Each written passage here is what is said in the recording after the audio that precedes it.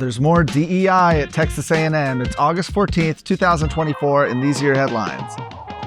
Texas A&M University is offering a certificate in social justice leadership this fall. Texas Scorecard received a link to a form where prospective students can request information about nonprofit programs offered by none other than Texas A&M's Bush School of Government and Public Service. The Social Justice Leadership Certificate is a part of the Bush School's Center for Nonprofits and Philanthropy. The website says the program was developed for leaders committed to addressing inequities at nonprofit and public service organizations. The course description shows that this 10-week program pushes diversity and inclusion, and a review of the week-to-week topics in the course showed more DEI. Week 3's topic, for example, is workplace culture and dimensions of DEI, and Week 4's is employing leader behaviors that impact equity. 2 weeks are devoted to cultural competency, a key component of DEI. Now, back in June of last year, Governor Abbott signed into law a statewide ban on DEI, Senate Bill 17. This law prohibits universities from establishing DEI offices or using DEI criteria in hiring, or requiring employees or prospective employees to attend DEI training. However, restrictions don't apply to academic instruction, student organizations, guest speakers, or scholarly research. Now, a spokesperson for Texas A&M said the course curriculum is exempt from SB 17 and therefore was not audited by an internal audit. After the State Fair of Texas announced a ban on firearms this year, Attorney General Ken Paxton is warning the city of Dallas about what he's calling an unlawful infringement on Second Amendment rights. Now, last week, fair organizers introduced a new set of safety regulations that include a ban on all firearms, even for those with a license to carry. Previously, people who had licenses were allowed to carry at the fair. But following a shooting incident last year at the fair's food court, which 3 people were injured, the policy was revised. A shooter didn't have a license, reportedly snuck into the park, so this wouldn't have even applied to him. But still, we're going to ban all firearms. That's their policy. Well, earlier this week, a group of 70 state lawmakers wrote a letter urging the state fair to reconsider. In response, fair officials said the ban was a measure to create a more family-friendly atmosphere and argued that as a private organization, they have the right to set their own firearm policies. However, Attorney General Paxton's notifying the city of Dallas that the fair's argument is flawed. According to a release from his office, the city of Dallas entered into a 25-year lease with the state fair in 2002, authorizing the nonprofit organization to manage the governmental function of Fair Park during the 24 days of the annual event. State law permits licensed gun owners to carry firearms in places owned or leased by governmental entities unless otherwise restricted by state law.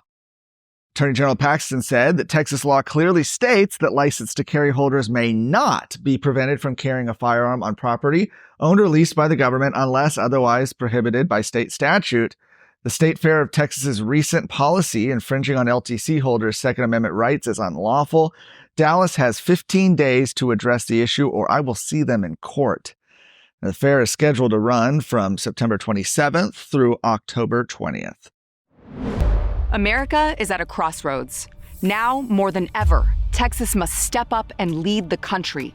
We don't have time to mess around. The only way to save America is with a strong Texas. You and I know this, but so do the enemies of life and liberty. Therefore, you and I have no choice but to stand up and fight. I'm Sarah Gonzalez, and to the enemies of liberty, I say, come and take it.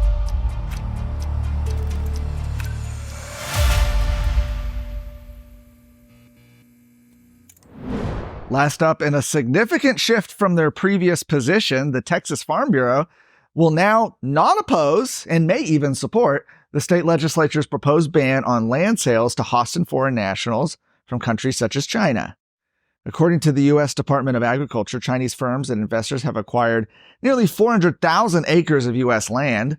Notably, in 2015, a former member of the Chinese Communist Party purchased 130,000 acres in South Texas near Laughlin Air Force Base. Last year, the Texas Senate passed legislation to ban China, along with Iran, North Korea, and Russia, from purchasing Texas land, but the bill was ultimately killed in the Texas House. With more than 95% of Republican voters advocating for the ban, the issue's become a priority for the Republican Party of Texas. After criticism during the recent primary elections, Texas House Republicans appear more determined to pass a version of the Senate's legislation next year. In response, current House Speaker Dade Phelan established a special committee, the Securing Texas from Hostile Foreign Organizations Committee.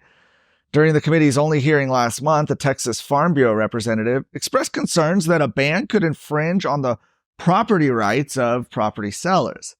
However, after Texas Scorecard reported on the Farm Bureau's stance, the organization received a flood of correspondence from members who were concerned that they were obstructing legislation aimed at protecting Texas farmland from foreign threats. Enter yesterday's hearing of the Agriculture Committee. A different representative from the Farm Bureau came, and the organization appears to have shifted its approach. They told committee members that the organization does not oppose the legislature preventing the purchase of Texas property by individuals or entities that are a threat to our national security. Further, he indicated that if similar legislation were introduced next session, the Farm Bureau would not oppose it. And while the organization remained publicly neutral on the ban last session, numerous Capitol sources have suggested they opposed it behind closed doors. He added that the issue would be addressed during the Farm Bureau's grassroots policy development process in the coming months. Despite the Farm Bureau's evolving stance, the Texas Forestry Association advocated for narrowly tailored legislation was their word. James Edelin, the Texas Forestry Association's president, urged lawmakers to focus restrictive legislation on hostile governments rather than private companies or individuals. For more of today's stories, go to TexasScorecard.com.